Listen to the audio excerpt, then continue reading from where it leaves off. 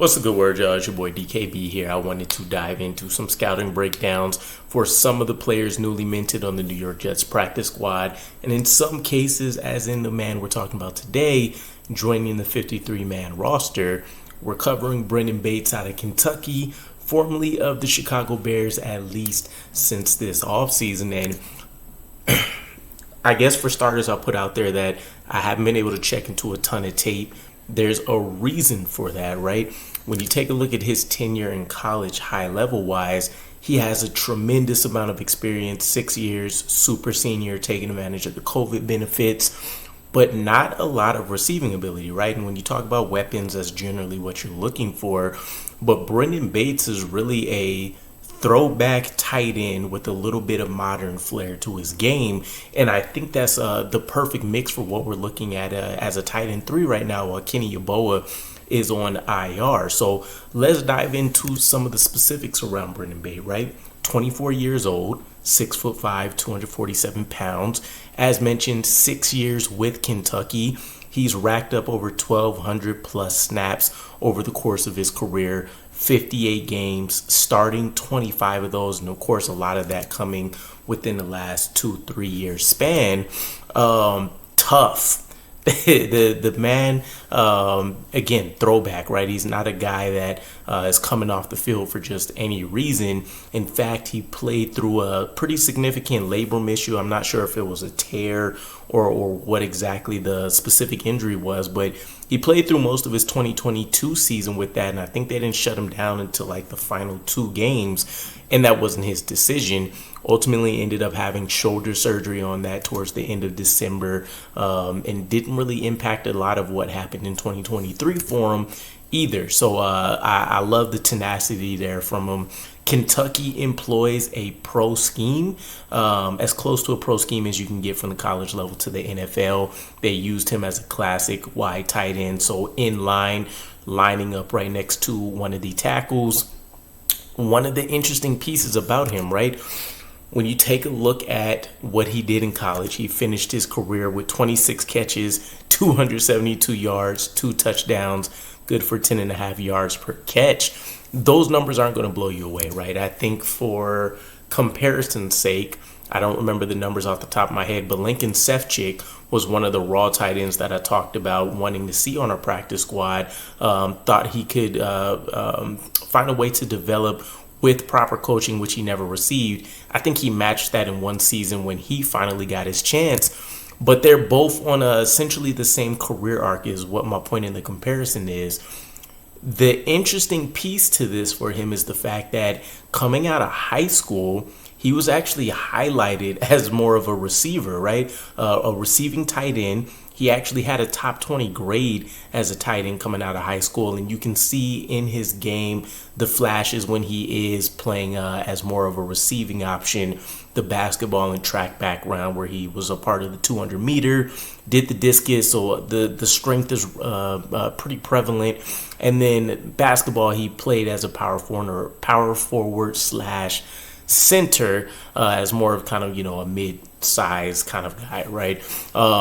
So I find it intriguing when I was trying to take a look at what happened for him over the course of preseason, digging up some news from Bears training camp, which there wasn't a ton of, and then, of course, what was happening in Kentucky for him. But keep that in mind because he impressed thoroughly in the preseason games, even if he wasn't able to always flash his skill set during training camp and rookie minicamp for the Bears.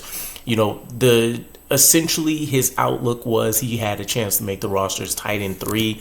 At some point, the Bears decided to sign tight end Mercedes Lewis, which ended up pretty much dismissing any chance he realistically would have had. And honestly, I think that's as black and white as the situation for why the Bears didn't retain him as it is, right? You take a look at what he did for the preseason: 7 targets, 6 catches, 100 yards. He was good for a 85.8 PFF grade, which ranked first as a tight end. And then he had pass blocking grades of 77 and a run blocking grade of 74.9. So this is a guy whose calling card coming out of college was going to be his blocking prowess, right?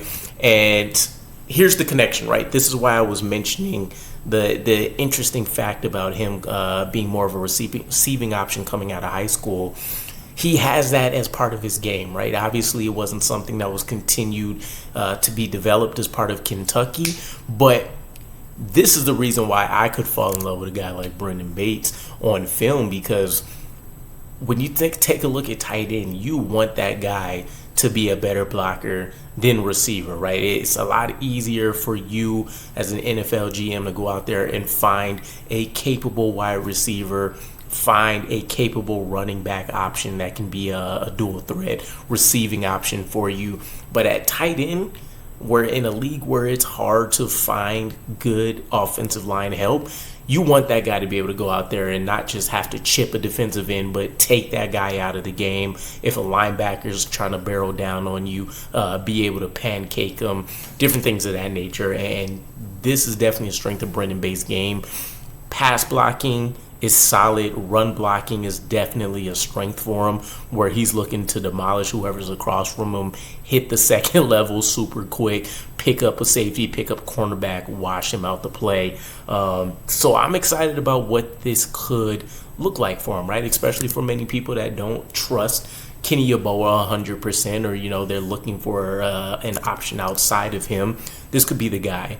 Pro scheme also offers some fullback versatility. So when you're taking a look at what the Jets could do to employ him, if they want to keep in Jeremy Ruckert as more as a receiving option, when we do run 2 tight end packages, you can use a guy like Brenden Bates as your new H-back, considering we don't have Nick Baldwin anymore. So there is an immediate role, an immediate thought process to the benefits of having a guy like Brenden Bates. And the cherry on top is that if preseason was any indicator, coming in with 3 tight end packages, you don't have to just purely run out of those or give a strong indication that it is going to be a run. You have 3 capable tight ends who all have some level of receiving ability. So I kind of love the creativeness that we can get into if we do need to run in a bigger personnel set. Again, I wish I kind of had more stuff from a technique standpoint and everything that I've seen for you guys when it comes to some of his blocking ability, when it comes to some of his receiving capabilities. But there just wasn't a ton of time for me to go out there and dive into all that kind of stuff. So maybe I'll drop another short video for some of that stuff, or a short or something later. But let me know what you guys think. I think for what the New York Jets have been able to go out here and accomplish, this is definitely a plus pickup. And a guy that's still youthful enough, even though he spent 6 seasons in college, where he can be a part of the future if he shows more flashes than anybody expects, or at least keeps up some of the performance that we've seen out of preseason for him. So I'm really looking forward to it. But again, let me know what you guys think, and I'll catch you again. Peace.